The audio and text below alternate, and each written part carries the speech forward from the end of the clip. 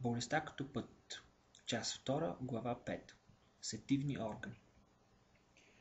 Това, което наричаме околна среда или външен свят, е отражение на нашата душа.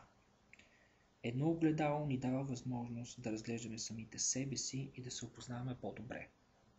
Защото ни показва също и онези сфери от нас, които без околния път на отражението изобщо не бихме могли да съзрем.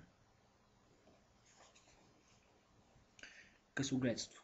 Късогледият наблюдава всичко през собствените си очила. Но въпреки това, този тесен кръгозор не води до себепознание. Проблемът е, че човек би трябвало да отнася към себе си онова, което вижда, за да се научи да вижда и самия себе си. Въпросът е какво не иска да види той, и отговорът винаги гласи себе си. Физическата слепота е само последната проява на същинската слепота, за която става дума – слепотата на съзнанието. Ушни заболявания. Ако човек има проблеми с ушите, трябва да си поставя въпросите. Защо не съм готов да изслушам някого и кого или какво не искам да слушам?